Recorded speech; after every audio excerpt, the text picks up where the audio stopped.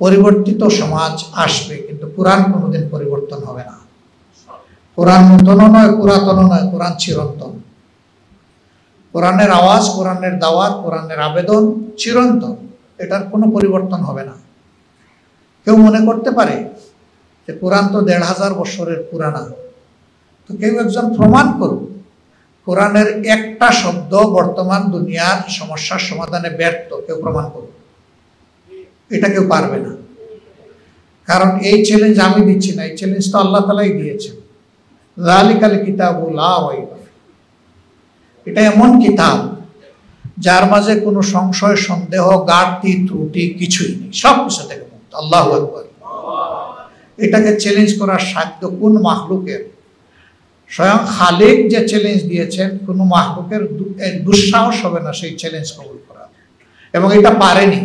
বরঞ্চ কোরআনের দুষ্ত্রুটি ধরতে এসে অনেকেই আল্লাহর মেহেরবানি হেদায়েত পেয়ে গেছে, আল্লাহ তার দিল খুলে দিয়েছে।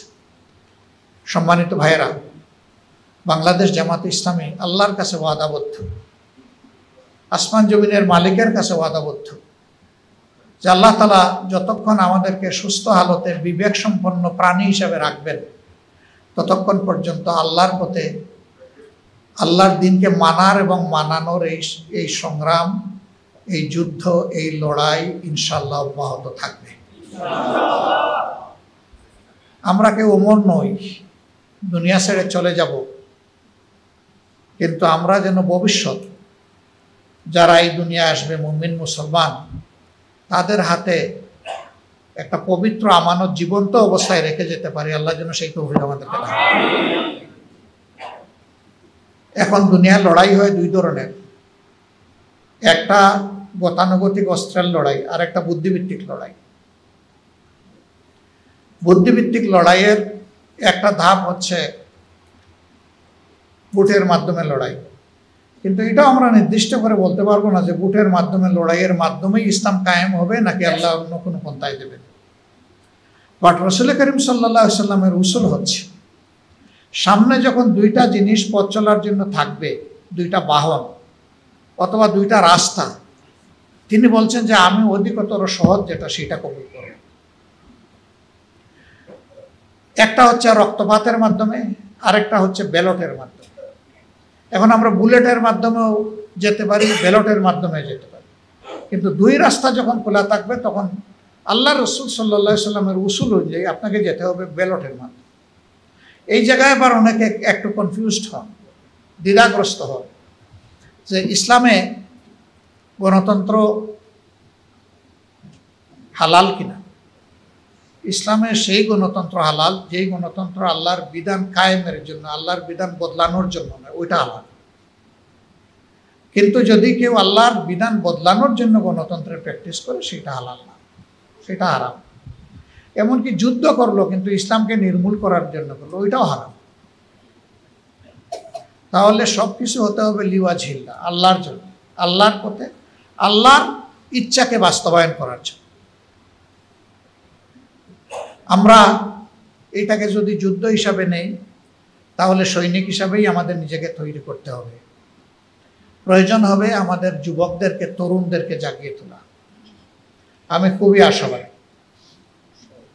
যে যুবকরা ফেসিবাদের অক্টোপাস থেকে এই জাতিকে মুক্ত করার জন্য বুক চিতিয়ে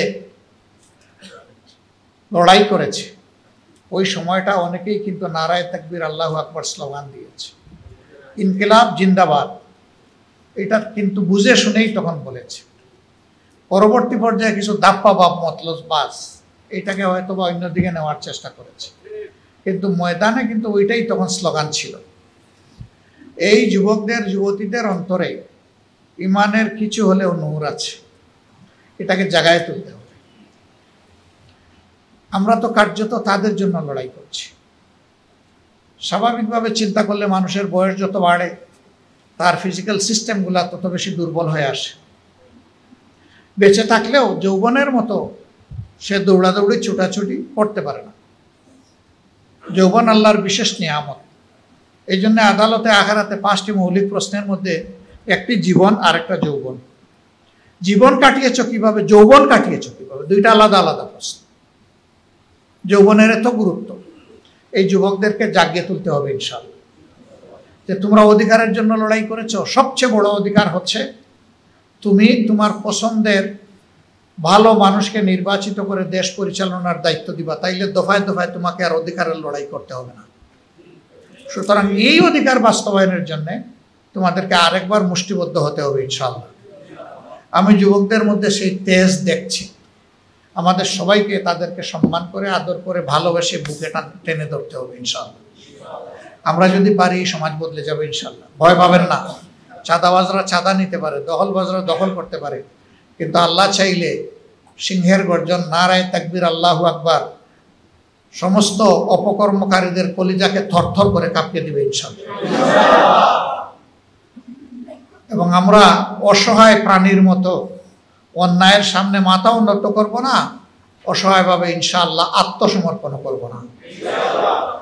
জনগণের এই অধিকার প্রতিষ্ঠার জন্য, ভোটের অধিকার নয়, তার বিবেকের অধিকার, আল্লাহর দেওয়া সমস্ত অধিকার প্রতিষ্ঠার জন্য এটি হচ্ছে নিয়ামক, এর হাত ধরেই হয়। এটার জন্য ইনশাআল্লাহ আমরা আমাদের সর্বোচ্চটা করতে কোনো কুণ্ঠাবোধ করব না।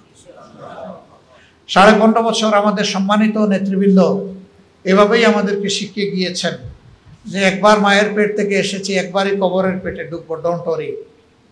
এই সময়টা আল্লাহর জন্য ছেড়ে দাও, উৎসর্গ করে দাও। ফাঁসিকে প্রয়োজনে হাসি মুখে বরণ করে নাও, কিন্তু সত্যের পক্ষে গর্জন দিয়ে যাও। আমরা ইনশাআল্লাহ সেটা করব এবং সত্যের জয় হবে ইনশাআল্লাহ। যা আল হক ওয়া যাহাকাল বাতিল ইন্নাল বাতিলা কানা যাহুকা। ইনশাআল্লাহ সত্য সমাগত, মিথ্যা অপসৃত বা দূরীভূত, সত্যের জয় অবশ্যম্ভাবী হবে ইনশাআল্লাহ। এবং লক্ষণ চতুর্দিকেই কম বেশি এখন দেখা যাচ্ছে। সত্যের জয় না হলে গাজাবাসী 2 বৎসর ধরে একটা চরম আগ্রাসী বেয়াদব শক্তির সাথে যুদ্ধ করে টিকে আছে। কিভাবে? কে টিকিয়ে রেখেছে? আল্লাহ রাব্বুল আলামিন তাদেরকে টিকিয়ে রেখেছে। বাংলাদেশের একটা উপজেলার চাইতে ছোট্ট এলাকা গাজা আজকে গোটা দুনিয়ার চিন্তা এবং আকর্ষণের কেন্দ্রবিন্দু। কিভাবে এরা বেঁচে আছে? এই জন্য একটা কথা আছে, দুনিয়ার বিভিন্ন দেশে মায়েরা জন্ম দেয় সন্তান, আর ফিলিস্তিনের মায়েরা জন্ম দেয় যোদ্ধা। কি নারী কি পুরুষ সমান তালে যুদ্ধ চালিয়ে যাচ্ছে আলহামদুলিল্লাহ। আর একটা ভ্রাতৃপ্রতিম দেশ, তাদের উপরে অন্যায্য আক্রমণ চলতেছে। এই আক্রমণের সময়ও আমরা আলহামদুলিল্লাহ লক্ষ্য করছি যে বিশ্ববাসী কিছু জিনিস দেখে বিস্মিত হচ্ছে। কল্পনার অতীত কিছু জিনিস ঘটে যাচ্ছে। আল্লাহ তাআলার দরবারে দোয়া করি, যারা হকের পক্ষে আছে আল্লাহ যেন হকপন্থী এবং হককে বিজয়ী করে দেন। আর যারা হকের বিরুদ্ধে আগ্রাসী অবস্থা নিয়েছে আল্লাহ যেন নিজ হাতে তাদের ফয়সালাটা চূড়ান্ত করে দেন। আল্লাহ যদি হেদায়েত দিতে চান আলহামদুলিল্লাহ, আল্লাহ যদি পথের কাঁটা দূর করতে চান আলহামদুলিল্লাহ, আমরা সেটা আল্লাহর উপর ছেড়ে দিই, আল্লাহই যথেষ্ট। আল্লাহ নিজেই বলেছেন, ও ষড়যন্ত্রকারীরা তোমরা জেনে রাখো, মাকারু মাকার আল্লাহ আল্লাহু খায়রুল মাকিরিন।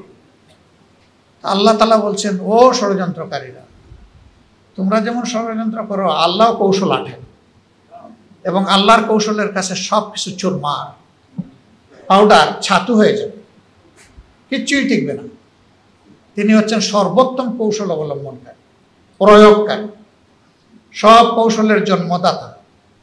তার হিকমার একটা ফুটা গোটা বিশ্বের সমস্ত সৃষ্টি, শুধু মানুষ না, সবাই পেয়েছে, আর বাকি সব তার হাতে রয়ে গেছে মহাসমুদ্র। সেটা আল্লাহ যার উপর প্রয়োগ করেন তার আর কোনো জায়গা থাকে না। বাংলাদেশ বদলাবে ইনশাআল্লাহ। আল্লাহর জন্য আমাদেরকে কমিটেড হয়ে যেতে হবে, কোনো ব্যক্তিকে নেতা বানানোর জন্য নয়। জামাতে ইসলামী কিছু বাস্তব কমিটমেন্ট নিয়ে জনগণের সামনে আসবে। আশা করছি জনগণ এটাকে অভিনন্দন জানাবে ইনশাআল্লাহ। বড় কমিটমেন্ট, যে ধৈর্য আমাদের সহকর্মীরা দেখিয়েছেন 5 আগস্টের পর থেকে, যে দায়িত্ববোধের পরিচয় দিয়েছেন, এটি একটা নিদর্শন। এই সময় অনেক কিছু হয়ে যাওয়ার আশঙ্কা ছিল, আলহামদুলিল্লাহ আল্লাহর দেওয়া ধৈর্যের এই নিয়ামতের কারণে কিছুই হয়। আল্লাহ হেফাজত করেছেন এই জাতি। ইনশাআল্লাহ যেই সংগঠনকে তারা বলেছিল যে শেষ, এমনকি নিষিদ্ধও করেছিল, সেই সংগঠনকে আজকে আল্লাহ এই পর্যায়ে এনেছেন। দিল বলে ইনশাআল্লাহ তাআলা আজিম এই সংগঠনকে জাতির খেদমতের জন্য আল্লাহ কবুল করবেন ইনশাআল্লাহ।